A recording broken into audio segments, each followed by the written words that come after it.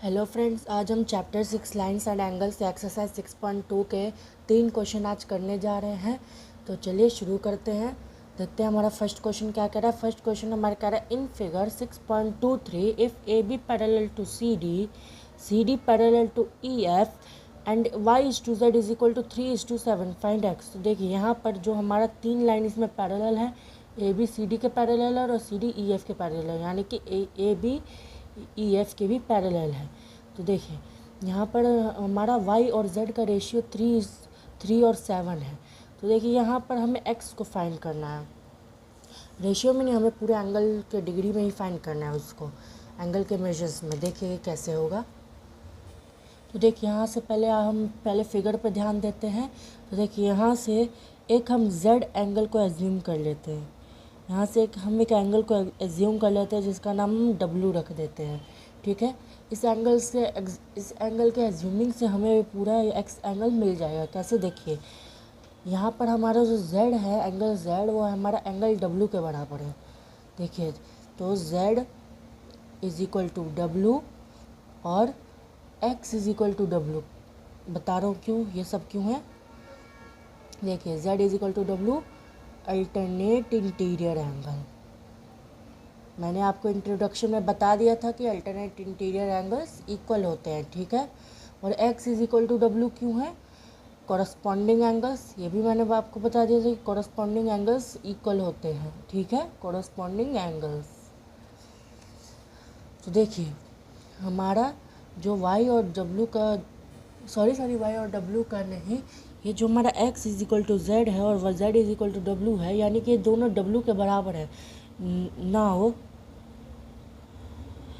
हमारा x और z भी बराबर हो जाएगा, क्योंकि देखिए हमारा x is equal to W और z is equal to W, दोनों ये W के बराबर आ रहे हैं, यानी कि ये दोनों भी बराबर होंगे। क्योंकि देखिए हमारा ए बी सी डी के पैरेलल है और सी डी हमारा ई एफ के पैरेलल है, यानी ए बी हमारा ई एफ के भी पैरेलल होगा। वैसे हमारा x और z भी इक्वल होंगे। Now x is equal to z। ठीक है, तो देखिए यहाँ पर x plus Y is equal to 180 degree. क्यों हमारा x प्लस वाई 180 डिग्री क्यों है, क्योंकि ये को इंटीरियर एंगल्स हैं, को इंटीरियर एंगल्स। ठीक है, जिन्हें हम कंसेक्यूटिव इंटीरियर एंगल बोलते हैं, जिनका सम हमेशा 180 डिग्री ही होता है। और यहाँ पर x plus Y is equal to 180, तो यहाँ पर हम लिख सकते हैं z plus Y is equal to 180 degree. क्यों हम z प्लस वाई 180 डिग्री क्यों लिख सकते हैं, क्योंकि x is equal to Z, x is equal to Z, जो कि हमने प्रूव कर दिया अबव, प्रूव अबव। ठीक है, यहाँ पे आपको लिखना पड़ेगा प्रूव अबव, प्रूव्ड अबव। तो हमारा z प्लस वाई 180 डिग्री है के बराबर है इन दोनों का सम। तो देखिए z की वैल्यू हमारी क्या दे रखी थी, z की वैल्यू हमारी दे रखी थी, और y और z का रेशियो जो था वो था 3:7, यानी कि हम इसे 3:7 में जो 3 है उसको हम 3a मान लेते हैं, जो z के बराबर था, ये y के बराबर था, 3a y के बराबर था और 7a z के बराबर था।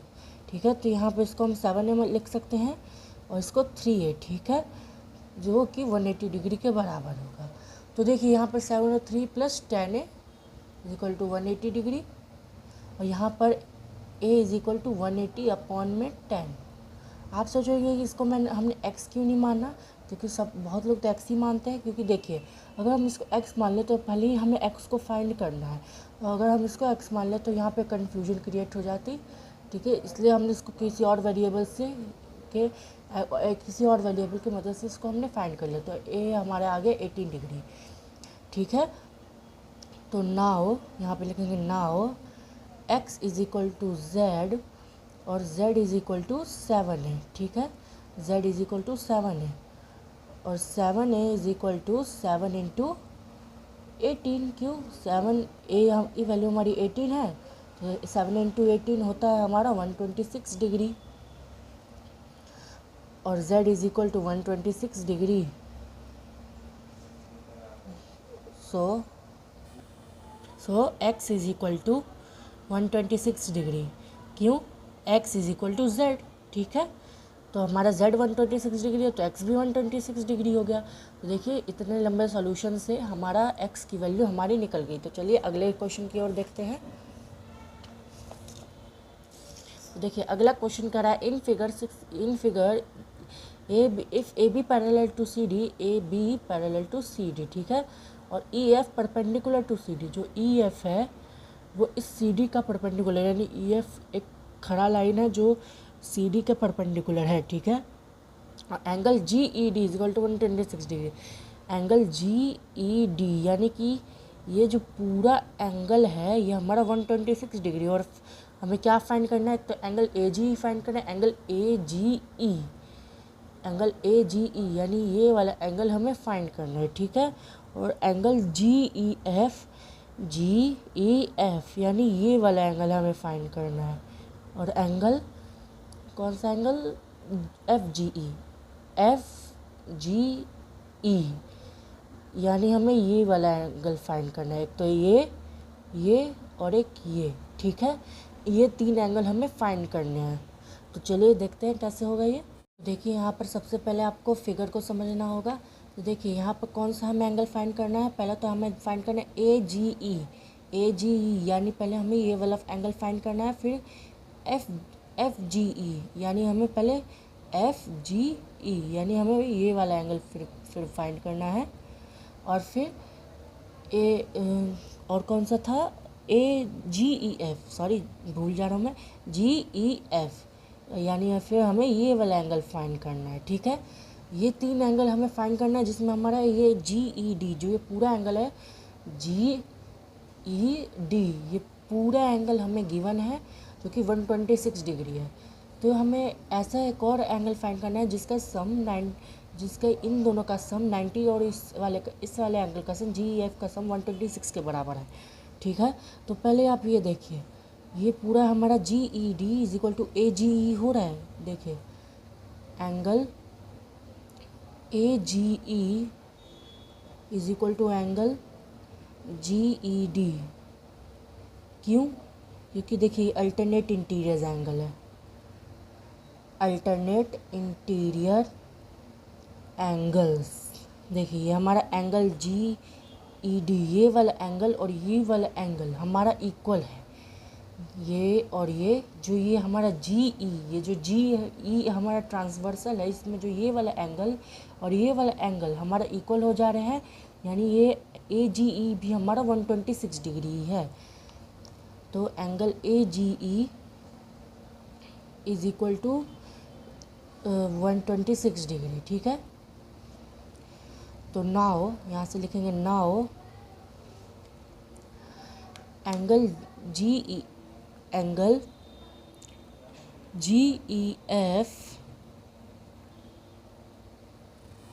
अब हमें कौन सा फाइंड करना है, एंगल जी ई एफ हमें फाइंड करना है। तो देखिए ये पूरा जो हमारा एंगल जी ई डी है, यानी ये ऐसा जो ये वाला एंगल है पूरा, ये हमारा दो एंगल को मिला के बन रहा है। एक तो एक ये वाला एंगल और एक ये वाला एंगल, ठीक है, ये और एक ये, ठीक है। यानी हमारा एंगल जी ई एफ और एंगल एफ ई डी को मिला के हमारा जी ई डी बन रहा है, ठीक है। तो angle G E F plus angle F E D is equal to angle G E D, ठीक है। तो एंगल जी ई एफ हमें नहीं पता, उसको हमें निकालना है। और एंगल एफ ई डी हमें पता है ये 90 डिग्री है और एंगल जी ई डी हमारा 126 डिग्री है, ठीक है। तो angle G E F is equal to ये 90 इधर चला जाएगा तो 126 माइनस 90। तो angle G E F is equal to 606, ये हो जाएगा 36 डिग्री, ठीक है। तो एंगल जी ई एफ हमारा 36 डिग्री आ गया, ये आ गया हमारा 36 डिग्री, ठीक है। हमने ये पहला एंगल और हमने दो एंगल निकाल दिए, ए जी ई और जी ई एफ हमारा निकल चुका। बाकी हमारा बचा है एफ जी ई। तो हमारा angle A G E plus angle F G E is equal to 180 degree. क्यों? Linear pair. लीनियर पेयर का सम हमेशा 180 डिग्री होता है, ठीक है। क्योंकि देखिए लाइन बना रहे हैं, देखिए यहाँ पर ये एंगल और ये एंगल लीनियर पेयर बना रहे हैं। ये हमें तो ये वाला एंगल पता है जो कि 126 डिग्री है, हमें ये वाला एंगल निकालना है, तो लीनियर पेयर से ये भी निकल जाएगा। तो 126 degree plus angle F G E is equal to 180 degree. तो angle F G E is equal to 180 minus 126, तो ये हो जाएगा angle F G E is equal to 54 degree, ठीक है। तो हमारा एफ जी ई भी निकल गया। छोटे सॉल्यूशन था, इसमें ज़्यादा था नहीं कुछ। तो देखिए हमारा तीनों एंगल निकल गए। एफ जी ई हमारा 54 डिग्री आ गया। तो हमारे ये तीनों एंगल निकल गए, तो ठीक है। तो चलिए आगे अब हमारे लास्ट क्वेश्चन, थर्ड क्वेश्चन की ओर बढ़ते हैं। उसके बाद हम बाकी के क्वेश्चन 4, 5 हम कल करेंगे, और कल हम पक्का वीडियो लाएंगे। मैं कहता हूँ लेकिन मैं कर नहीं पाता क्योंकि एम्स चलने जाता हूँ, मुझे थोड़ी बीमारी है कुछ, तो इसी में मुझे एम्स जाना पड़ता है। तो चलिए आगे अगला क्वेश्चन देखते हैं। In figure 6.25 if P Q parallel to S T, P Q parallel to S T, यानी ये लाइन और ये लाइन पैरेलल है, ठीक है। पी क्यू आर 110 डिग्री और are S T 130। P Q R ये वाला एंगल और आर एस टी यानी ये वाला एंगल 130 और 110 डिग्री है। तो हमें क्यू आर एस यानी ये वाला एंगल फाइंड करना है, क्यू आर एस ये वाला एंगल हमें फाइंड करना है। तो चलिए देखते हैं, हमारा एक हिंट भी दिया हुआ है, draw a line parallel to S T through point R. हमें पैरेलल करना है, एस टी के पैरेलल ड्रॉ करना है, जो कि हमारा आर के पॉइंट के थ्रू एक्सपेंड होना चाहिए, ठीक है। तो चलिए देखते हैं कैसे होगा। तो देखिए हमने एक ए बी लाइन बना दी जो कि पी क्यू के भी पैरेलल है और एस टी के भी पैरेलल, यानी ये दोनों लाइन के भी पैरेलल है। इसलिए मैंने इसलिए बनाई क्योंकि हमारा सॉल्यूशन इजी हो जाए और कम लाइनों में भी हो जाए, ठीक है। तो देखिए now angle P Q R plus, एक सेकंड, आपको ये पहले ये नहीं लिखना है, पहले आपको ये लिखना है construction draw a line A B to point R, ठीक है, in which A B parallel to P Q और A B parallel to S T, ठीक है। तो देखिए अब यहाँ से हमें सॉल्यूशन शुरू करना है। तो now angle P Q R plus angle A R Q, angle P Q R ये वाला एंगल और एंगल ए आर क्यू और ये वाला एंगल, ठीक है। ये इन दोनों का सम मिला के होगा 180 डिग्री। क्यों? को इंटीरियर, ठीक है। तो पी क्यू आर हमारा 110 है और ए आर क्यू नहीं पता, तो देखिए 180 डिग्री, तो ए आर क्यू हमारा 70 डिग्री आ जाएगा। 180 माइनस 110, तो एंगल ए आर क्यू हमारा 70 डिग्री आ गया। देखिए सिमिलरली यहाँ पे लिखेंगे सिमिलरली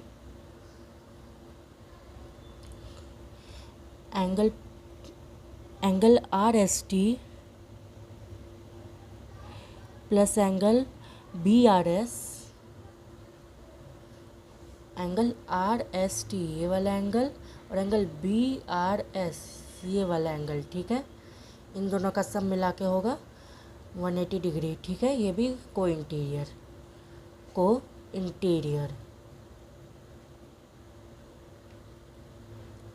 ठीक है।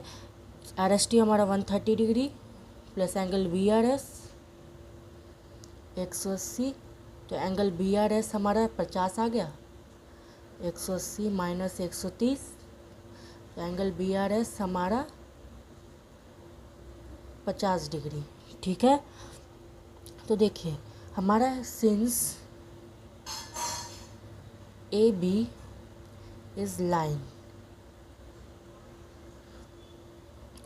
तो angle A R Q plus angle B R S plus angle Q R S is equal to 180 degree. क्यों? Linear pair. कैसे? देखिए, एंगल ए आर क्यू, ये वाला एंगल जो कि हमारा 70 डिग्री है और ये हमारा 50 डिग्री है और ये हमें निकालना है। ठीक है, तो एंगल ए आर क्यू जो कि हमारा ये वाला 70 डिग्री और एंगल क्यू आर एस ये वाला और angle R S, angle B R S ये वाला, ये तीनों मिला के ये लीनियर पेयर बन रहा है जो कि हमारा 180 डिग्री के बराबर है। तो देखिए, ये A R Q 70 degree plus 50 degree plus angle Q R S 180, तो 70 50 120 plus Q R S is equal to 180, तो angle Q R S is equal to 180 degree minus 120 degree. ठीक है, तो यहाँ पर ही लिख लेता हूँ। तो angle Q R S is equal to 60 degree. ठीक है, तो देखिए हमसे एंगल क्यू आर एस ही पूछा था तो हमने वो 60 डिग्री बता दिया, तो इतना ही था। तो चलिए बाकी के क्वेश्चन हम लोग कल करेंगे 4 और 5। तब तक के लिए बाय।